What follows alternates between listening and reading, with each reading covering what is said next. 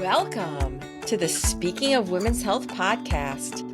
I'm your host, Dr. Holly Thacker, and thanks for joining me back in the Sunflower House.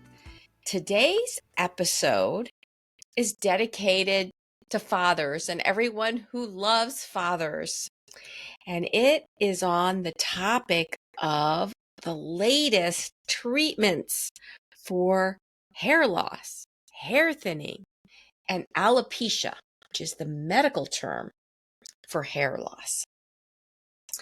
In our first season, last year on Father's Day, that was the all-time most favorite listened to podcast on Speaking of Women's Health.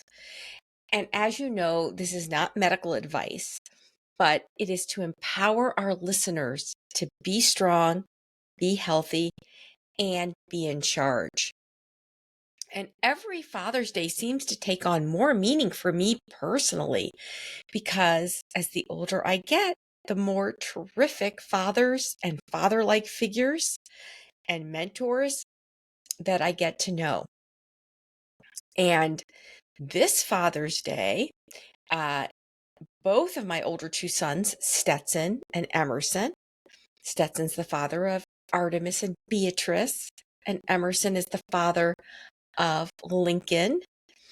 And my fourth son, who's really my nephew, but he feels like my fourth son, Keaton, who just had his 25th birthday. Happy birthday, Keaton. So successful, a college graduate with honors in mechanical engineering, running his own business, is married and helping to raise his wife's older daughter, Sadie. Well, they just found out that they were expecting, and actually it's been a little while ago, but they had the gender reveal with a golf ball that was flew. So exciting because I love golf. And so that baby boy is expected in August. So my maiden name is Hales. He's Keaton Hales. So this child will take on the Hales name legacy, just like Lincoln will be carrying on the Thacker name legacy. So as I said, Father's Day is a time to celebrate dads everywhere and any male relative or friend who helps to raise the next generation. One of the common issues that so many males experience, particularly with age, is male patterned alopecia. And as I said, alopecia is the medical term for hair loss. The term androgenic alopecia means it's driven by androgens. Now, we women, just like men, have androgens and testosterone. We actually have more testosterone gram per gram than estrogen. It's just that men have 10 times the amount of testosterone we have, and during the reproductive menstrual phases, and certainly during pregnancy, we have way more estrogen than a man has. But at the time of midlife, once those eggs are gone, there's no more production of estrogen. And a woman has less estrogen than an older man. And that's why so many women at midlife, especially if they're genetically predisposed to this androgenic alopecia, start noticing hair thinning right here at the temples or right here on the top of the head. And so this not only occurs in our brothers and fathers and uncles and grandfathers and nephews and sons, but it can also occur in genetically susceptible females. So instead of calling it male pattern hair thinning, of course we wouldn't do that. We call it female patterned hair thinning. And it's the exact same physiologic process that the normal human androgen hormones that are made in the adrenal glands and also in the ovaries in females and quite a bit in the testes in males. And it acts on those hair follicles that are genetically susceptible. And like I mentioned, that's temporal area, usually top of the head, or can be this whole area. So eyebrows are not genetically susceptible. Underarm hair, chest hair in men, pubic hair. But it's hair that is sensitized, just like there can be hair follicles on the face and chin that are very sensitive to growing when exposed to testosterone as opposed to losing hair. And that's why many men have beards and mustaches if they choose to grow it. Women generally do not like growing beards or mustaches. And some of this is genetically driven. Some of it can be pathological if there are ovarian or adrenal tumors that are making too much androgens. And certainly anytime that there's an imbalance in the hormones. Now, the one good thing, luckily, ladies, is we don't generally at all become bald like many, but not all men do from this androgenic hair thinning. But women can lose hair, particularly when they're stressed, when they've lost their estrogen at midlife, if they're not taking hormone therapy, or it can even start to happen in perimenopause when there's dips in the hormone levels and eventually absence of estrogen, which is made exclusively in the oocyte, the ovaries, the eggs. Now, if you did not get a chance to listen to me podcasting my updated version of the Cleveland Clinic Guide to Menopause, I go into a lot about the physiology, the factors that affect the hormones, what the hormones themselves do, how we try to separate hormonal aging from just chronologic aging. And speaking of chronologic aging, most women will see some hair thinning with age. And for centuries, long, plush, shiny hair has been quite the female hallmark. And I think that just like there's a variety of personalities and skill sets and physical phenotypes, it seems like that females, some females more so than others, seem very attuned to hair. Like my granddaughter Artemis, who from a really young age commented and seemed quite aware of hair quantity, hair length, hairstyle, hair color. And I was not one of those girls. And as I've told you in some of my other podcasts, I was more of a nails type of girl instead of hair. However, after I became a physician and saw so many women come to me distressed about their hair, which was so perplexing to me because being an board certified internal medicine specialist, a menopause specialist, an osteoporosis specialist, someone who had cross trained in multiple different disciplines, including hormones and endocrinology and gynecology, as well as aging. It just shocked me that people would come to me for what really I just thought was cosmesis. Like I thought, oh, why not go to a dermatologist? And after seeing several patients and seeing how affected they were by this and how they intuitively knew that at least on some level for some of the hair loss, not all, some hair loss can be from chemo. It can be from, which is, thankfully reversible. It can be from autoimmune conditions, it can be from scarring conditions. So not all of it's hormonal. And some of it is telogen effluvium, which is just an acceleration of just the normal shedding phases of the hair. And that can happen after anesthesia, after childbirth, with any nutritional problems. And you can have 2 or 3 causes of hair thinning as well. So for whatever the reason of the cause of the hair loss is, if it induces panic, which it doesn't in all women. I've seen some women with significant hair thinning who don't even seem bothered or concerned by it. And certainly, we don't want to make anyone feel self-conscious. Some of us just are not hair people.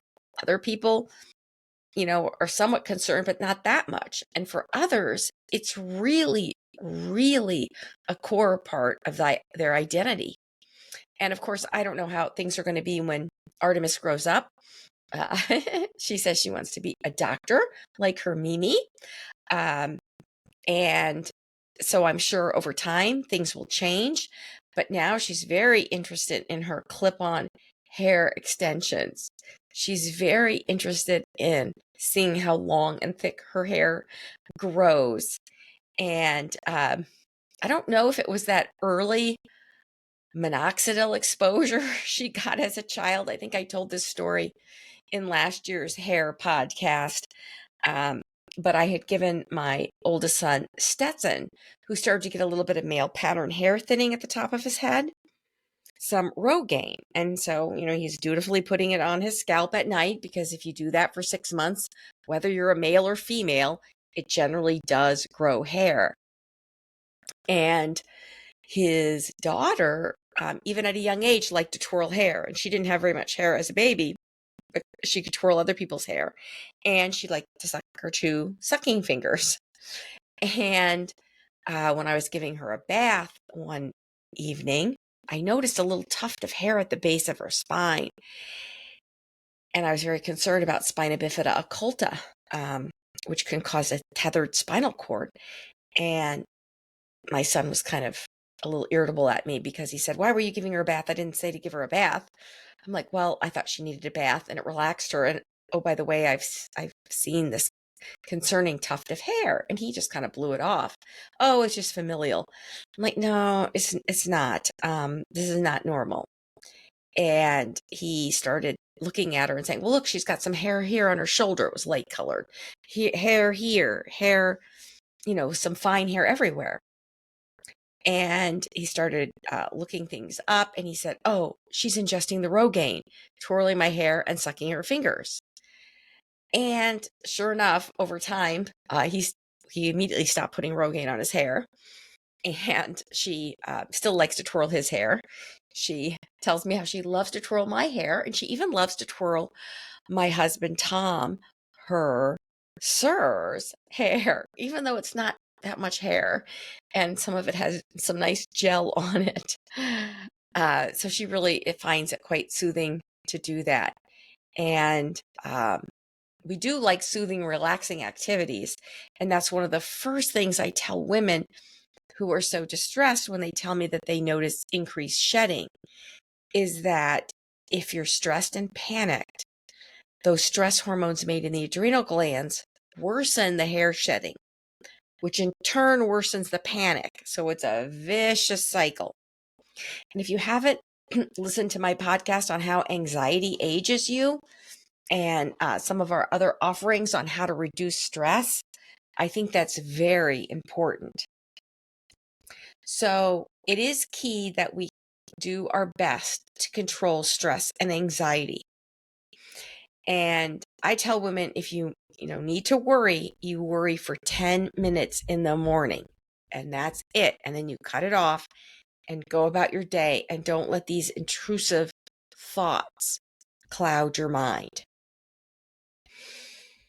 And complete hair loss, which is termed alopecia totalis, an autoimmune condition, is very rare. And those persons can lose all the hair on their head, their eyebrows, eyelashes, and complete body hair. So it's not just the androgen sensitive hair. And just like so many things change with age in our bodies, most women are going to note thinner hair with age. I was looking at some home videos of when I was a young mother with my 2 sons. And even though I've never really had thick hair, I was like shocked looking at the videos. Oh my goodness, my hair was so much thicker than it is now. So I think a good expectation is that 40% of women will lose about 40% of their hair. Now, our guest podcaster, Sylvia Morrison, who's done some great podcasts on general health topics and enjoying your retirement and all these great tips on how to get a physician's appointment, which is getting harder and harder to do. She has incredibly thick hair. And so she never missed a beat in terms of getting thinner hair. like a lot of women do after pregnancy or with menopause or after surgery or some sort of stressors. So, what are some of the causes of hair thinning? If you notice more than 150 hairs shed per day, usually most people lose about 100 hairs to 120 hairs per day. If it's definitely more than that, it's time to be evaluated by either a physician or a specially trained advanced practice clinician like a certified nurse practitioner, CNP, or a PA, a physician assistant, who is sensitive to your concerns. Now, many times the hair thinning is just transitory from what we term telogen effluvium, which occurs when the resting and growing phases of the hair are out of sync. Nutritional deficiencies are big causes of hair thinning. And if you are low in iron stores, that contributes to hair loss. You need a ferritin, which is a measure of iron stores, although it can be falsely elevated from inflammation. But assuming you're at steady state and you're not inflamed, it should be at least 50 to 70. If you didn't listen to my very first podcast ever on iron, that's a great one to go back to listen to. Now, low zinc levels under 60 are another contributing factor for hair loss. Vitamin D. Oh, vitamin D is like the miracle vitamin. That's not even a vitamin. It's a prosteryl hormone. That was podcast 3 of episode 1. And optimal levels recently have been shown research-wise to be 75 for hair growth. So for a long time, I was just trying to keep my patients' vitamin D levels over 32 for bone health to prevent secondary hyperparathyroidism. And then more and more research came in with reducing several cancers and immunologic problems and COVID lung. And I pushed it up to 50 to 60 for most of my patients. But the latest research with hair is 75. And one meta-analysis recently that was just published in 2024 looked at several published studies and meta-analysis of vitamin D and concluded that high levels of vitamin D were very protective against hospitalization for respiratory infections such as COVID. So we certainly don't want you toxic on vitamins, particularly vitamin A is a real vitamin, and just 2 times the recommended daily allowance is toxic. But some of the RDAs on some of our vitamins are just like the bare minimum to prevent overt deficiency. It's not necessarily optimal. And each vitamin has quite a range depending on which vitamin it is. And some vitamins like folate are very short acting unless you're on the optimized folic acid, L-methylfolate or levomefolate. And if you haven't listened to the podcast I did on the mind and the mind diet and optimizing brain health, we talk a little bit about those differences in those methylated vitamins. Many vitamins like the B complex vitamins are water soluble. So extra vitamins are generally urinated out. Some are fat soluble, and vitamin D is fat soluble in that it does need to saturate all the fat stores. So persons that are overweight or medically obese can sometimes take a lot more vitamin D to saturate their levels. But it's not toxic to the liver in the way that true vitamin A is toxic at just twice the RDA. Now, getting back to nutrition, it's not just vitamins and minerals that are important for hair growth. Quality protein, good quality protein. If someone has been losing weight, is malnourished, has had a lot of medical stressors, surgery, any catabolic state that requires the body to be under stress and undergo repair, preferentially the hair and the nails are going to be the last thing to be serviced in the body. So there's lots of fad diets, sometimes people that are strict vegans that aren't getting complete proteins can notice more issues. And low vitamin E levels and other trace mineral deficiencies can also contribute to hair loss. There are certainly medications, most notably chemotherapy, whereas some medicines promote hair growth, like oral and topical minoxidil. And topical high potency minoxidil, one of the brand names was Rogaine High Potency Foam, which is now over the counter. It used to be prescription only. And oral minoxidil in higher doses used to be used for hypertension until it was found to be growing hair, like on the face and other places. But I do see our dermatologists use very low doses, like 2.5 milligrams, which really are not blood pressure medicine levels, but enough to help stimulate hair growth. Now, autoimmune conditions are more common in women, and scarring alopecia can occur. Many times it's on the sides. And I have a number of patients with this condition, and I don't even know it until they tell me and pull the hair back on the part line. So fortunately, women can have much longer hair if they want and do different styles if they're able to grow it out. And many styling tips can help women with their hair and men as well too. Now, alopecia areata can cause circular patches of just complete absence of hair.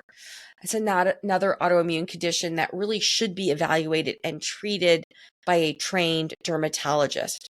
Now, not all dermatologists are interested and trained in hair and nails. Many are, but not all.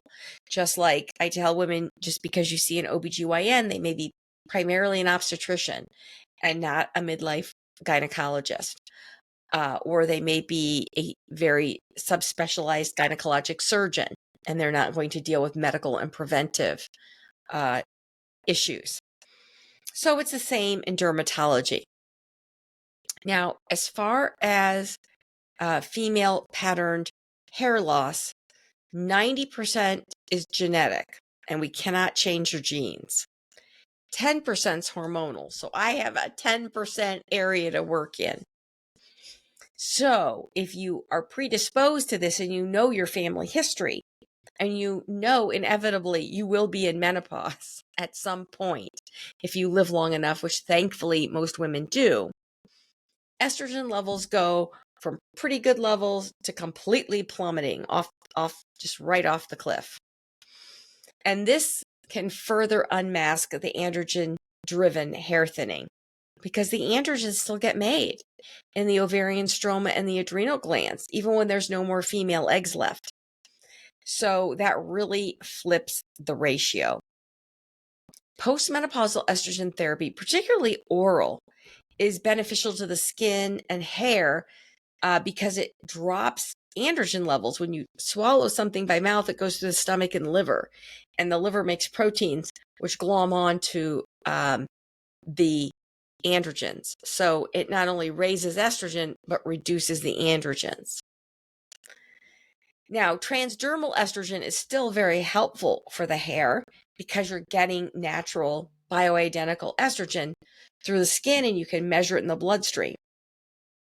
Now, like with any situation, cosmetic and certainly otherwise, we all need to optimize our health habits and our diet and nutrition before spending hundreds of dollars on products that may or may not be helpful to you. And a word of caution, and this includes even women that aren't bothered with hair thinning, is that many vitamins and hair care vitamins that may not even be listed as hair care or skin and nails contain biotin. Biotin is B7, and it really may or may not really help the hair. I think it helps the nails more, but it interferes with lots of blood tests, hormone labs, thyroid labs, estrogen labs, cardiac testing. In general, you're supposed to avoid taking a biotin vitamin at least 12 hours, preferably 72 hours before blood work. And so many of my patients who take vitamins, they don't even realize they're on biotin, and they call Nurse Alexandria or my charter and say, oh, I just got home and I finally looked at what I was on, and even though I had my blood work, I was really on a good dose of biotin. So I think I should have my blood work rechecked. So please check that in advance and just make a habit of bringing in your prescriptions and your supplements, not pictures, the actual bottles. You need to look at the expiration date, the lot number, where it's manufactured, what are the listed ingredients. And there's also inert ingredients. Could be gluten, and maybe you have celiac disease. Now, gelatin capsules, I do recommend a lot more generously, and collagen as well, because as well as increasing protein in your diet, because I think that really helps both the hair and the nails and doesn't interfere with blood work. You may want to ask your physician for their recommendations on what you might want to consider taking. And you have been listening to the Speaking of Women's Health podcast, and I am your host back in the Sunflower House, Dr. Holly Thacker, for this Father's Day 2024, where I am saluting fathers and all the father figures, my wonderful husband, Tom, fabulous father to our 3 grown sons, my 2 older sons, and my soon-to-be 4th son, nephew, Keaton, who's soon to be a father. And all those fathers out there that our listeners hold dear. So getting back to asking your physicians about recommendations, our dermatology group has a small shop in our cryo building, and it's staffed by some of our terrific, fabulous skincare estheticians. They've written columns on our website, and you've heard me interview them on this podcast on skin and skincare products and different types of fun facials that are medical grade. Well, they also offer not just medical grade skin products, but also some hair care vitamins. And I think before you spend a lot of money, it's really good to get recommendations from your own personal physician or dermatologist as to what expensive hair care vitamins might be worth trying. So, one of the brands that I was talking to our skincare estheticians about is Votesse, Votesse, and it's a hair vitamin complex that does not contain biotin B7. So I'm happy about that because I order a lot of blood work. But it does contain vitamins and trace minerals, just a little bit of iron, 0.8 milligrams, and 10 milligrams of zinc, which is about the recommended daily allowance, 8 to 11 milligrams. And if you haven't been on our speakingofwomenshealth.com website, we list all these zinc-rich foods, and it's not just oysters. B-complex vitamins, ashwagandha root extract, which is something that a lot of the functional medicine doctors use to reduce adrenal stress. And this one also contains a probiotic hormone. And the dose is 2 capsules twice a day. So when you look at the bottle to see what percent of what ingredients are on it, you need to look at how many capsules and figure out, are you taking that number? And then look at your other vitamins, because a lot of my patients, they don't add up, oh, I'm taking this, but then I'm taking this, which is a duplicate. And that's why I like people to bring in their supplements and prescriptions. Another option is Nutrafol, Nutrafol. And it's a hair vitamin complex with different formulations for different people. There's a premenopausal type, a postmenopausal one, and the Nutrafol family does contain a hefty dose of biotin, 2,500 milligrams. And that's definitely enough to interfere with laboratory testing. It's not the 300 microgram kind of, recommended daily allowance. And by the way, there are a lot of foods that have biotin in them, and pantothenic acid, also good for the hair. So the postmenopausal version for women past childbearing, it contains the herb saw palmetto. And saw palmetto is sometimes used by men who have enlarged prostates because it blocks androgens effects on the prostate, as well as the skin and hair.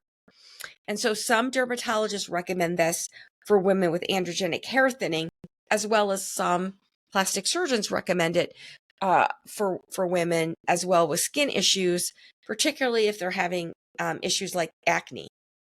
There's nothing more frustrating to a midlife woman is to be getting acne when she didn't even necessarily have it as a teenager and wrinkles at the same time. That's very exasperating. Now, the premenopausal version does not contain saw palmetto because premenopausal women have plenty of estrogen. And of course, you can be a postmenopausal woman with plenty of estrogen if you're on hormone therapy. And the women with hysterectomies get to take a little more estrogen because when you have a uterus, we have to be a little stingier because more estrogen will cause uterine bleeding. Now, this one of the vitamin complexes of Nutrafol contains 20 milligrams of zinc. Now, I frequently get zinc levels if there's hair thinning, fatigue, depression, and I find a lot of low zinc levels. And I don't know if that's because people are trying to avoid meat or they're getting too much processed foods or on fad diets, but I usually recommend if you're low, 25 to 50 milligrams of zinc, but only short term to boost the levels, and then go back to 10 to generally no more than 20 milligrams. And Nutrafol also contains vitamin E and vitamin A. And it's at 167% vitamin A of the RDA. And as I mentioned, we don't want anything even close to 200% or twofold for vitamin A, especially for women who could become pregnant, because it can have negative effects on the pregnant woman's baby, the fetus. And if you're eating foods like a bag of carrots or pumpkin or orange or yellow colored vegetables and fruits, you're probably already getting enough vitamin A. So you got to know what your diet is and all your supplements. So I don't generally like people on this for more than a few months until they're reevaluated.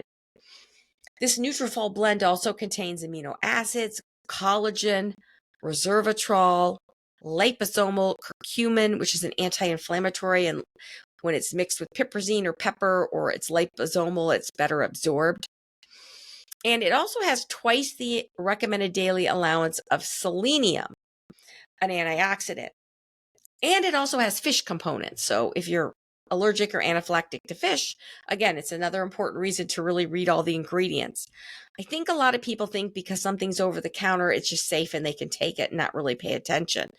But whether something is prescription or over the counter, you need to treat it with the exact same care and alertness.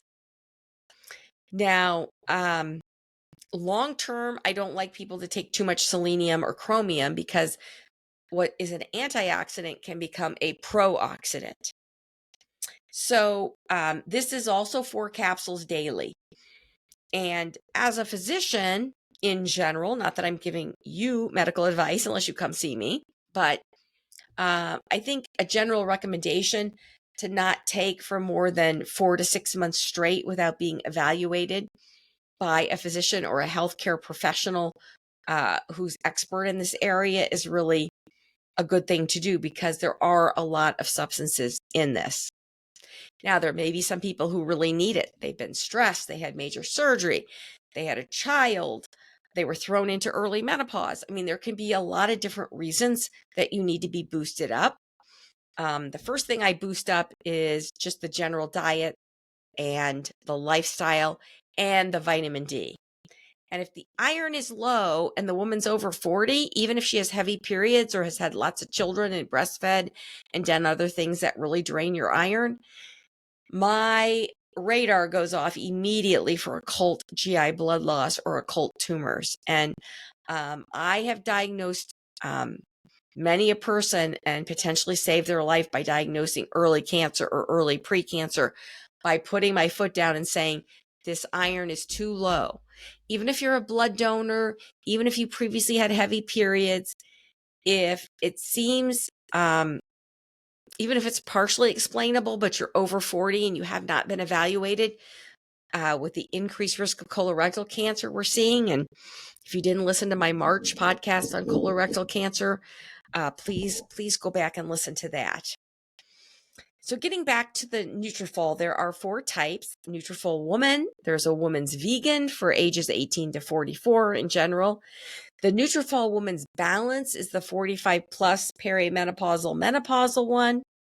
And there's a Nutrafol Postpartum. I know we've got some women listening that are young moms or moms to be. And the postpartum one contains 3,000 milligrams of biotin. So that clearly interferes with lab work unless you're off of it for 3 days. And it has 15 milligrams of zinc. It also has omega-3 fatty acids.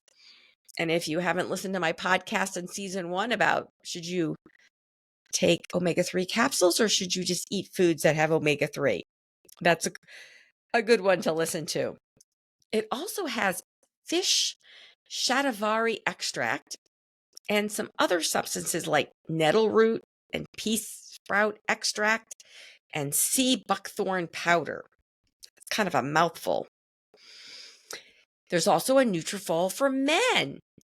And whether you're a dad or not, if you're a man with hair thinning, this Nutrafol Men has the highest concentration of saw palmetto.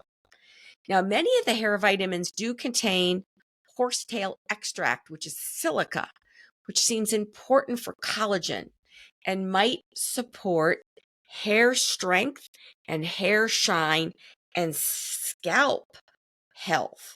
And the health of your scalp, your skin, is very important. If you have dandruff, you should see a dermatologist. You might need a zinc-based shampoo. If you have psoriasis of the scalp, other dermatitis that can affect the scalp, it's really important to see a dermatologist. Now, over-the-counter hair vitamin options. I think that topical minoxidil, the high potency 5% foam, we like the foam because we want it to stay where you put it. We don't want it dripping down the face. I put minoxidil on a Q-tip and put it on the lateral aspects of my eyebrow where they don't seem to grow as well. And hair does grow where it goes, so it has to be very specific. Revitalash, that's an over-the-counter product. I've bought it in our skincare esthetician's little shop, and it contains topical peptides, biotin, topical biotin, and conditioners. Now, topical castor oil and rosemary oil have also been used topically for eyelashes and eyebrows, as well as on the top of the scalp. I tried some rosemary oil on my scalp. I can't really say I thought it made much of a difference, but it smelled nice. Prescription products. Well, there is topical liquid by Modapost, which is also goes by the brand name Latisse. You probably see the eyelash advertisements. And it can be applied right to the lash line. It is used to treat glaucoma. And if you're a lighter-eyed person, it can really darken your eyes.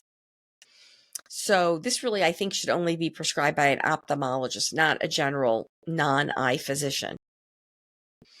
Now, aldactone, brand name spironolactone, is a potassium-sparing diuretic that has an interesting effect on blocking dihydrotestosterone, which is the active testosterone, and the DHT is what affects the hair follicle.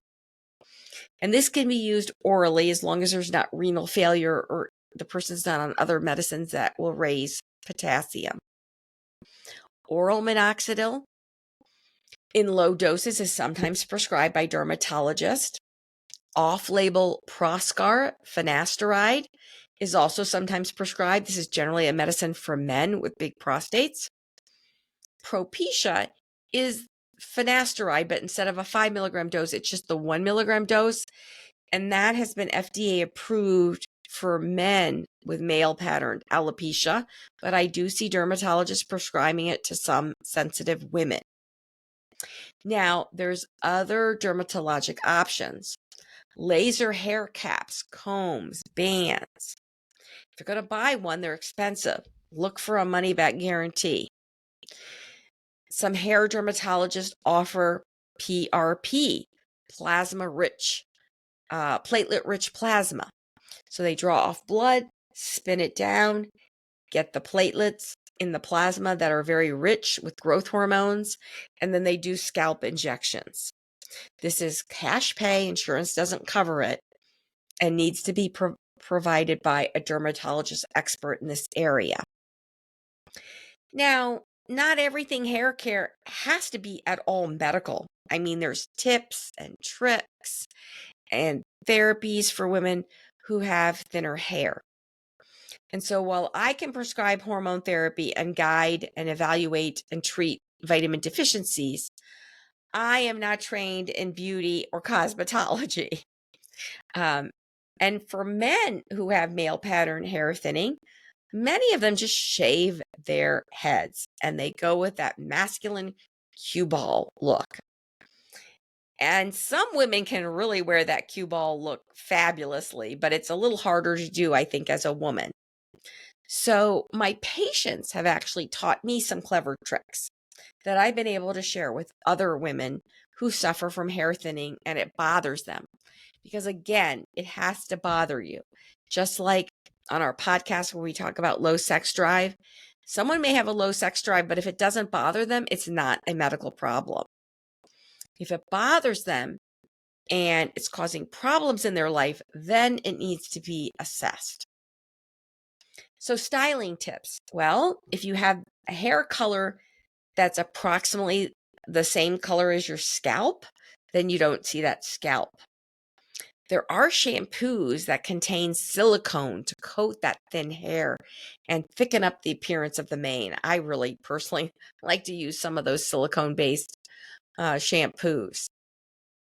And using a very clever product that comes in all different hair colors, it's called Thacker. It's put on the hair and scalp line to make the hair look instantly thicker. I also have some patients and friends that they don't necessarily have any hair thinning, but they may have very nice dark hair, but their line, the skunk line, or the hair grows in white or gray, and they don't want to necessarily keep going back all the time for coloring, and they may just put that Thacker powder on, and it gives them a little bit more time before they have to go and have their hair colored. I think it can be fun to experiment with wigs or hair pieces or hair extensions. They make some interesting detachable hair extensions and hair bands. Also, just wearing very stylish hats. I have some friends that aren't really blessed with the most amount of hair and they really like to rock the hats. And it also gives them a little sun protection on their face as well. So I think it's good to kind of look at least the sun is half shining, or the glass is half full, and not be too downtrodden about the fact that your hair isn't like you would exactly like it, or it's not like it used to be. Because that's part of growing with some wisdom and kind of accepting the different stages in life. But rather than just give into it right off the bat, especially if you know there's this family history, getting ahead of menopause and perimenopause, I'm very interested in, not so much for the cosmesis part, although that's always a bonus for we women, but because women who are hormonally deficient, who take hormone therapy, generally function better and live longer. And so that's a huge bonus from my medical perspective. So as we're wrapping up, when should you see a dermatologist that specializes in hair loss? Well, certainly if it's rapid or patchy or associated with other symptoms or rashes. If you're experiencing excessive hair shedding when you've already been assessed for all the vitamin deficiencies and hormonal imbalances, you've already worked to improve your diet and exercise, you've controlled your stressors, you have documented more than 150 hairs shed per day, and a family history of androgen hair thinning or a family history of autoimmune conditions. If you're interested in pursuing out-of-pocket hair therapies such as PRP, or even sometimes the hair transplants are done. If your primary care physician thinks you may need a scalp biopsy. So ladies, I can't change the genetics that you inherited from dear old dad and dear old mom, but there are medical and cosmetic options that are available to help you feel good and look good. And having confidence is an important part of being strong and healthy and in charge. And strength needs to be fostered in everyone. And many fathers really help develop strength, fortitude, and confidence. Cheers to all those devoted dads who've helped their children be strong and be healthy and grow up to be in charge. Happy Father's Day. If you enjoy this podcast, share it with others. Give us a 5-star rating. You can go on our site and donate to speakingofwomenshealth.com, our nonprofit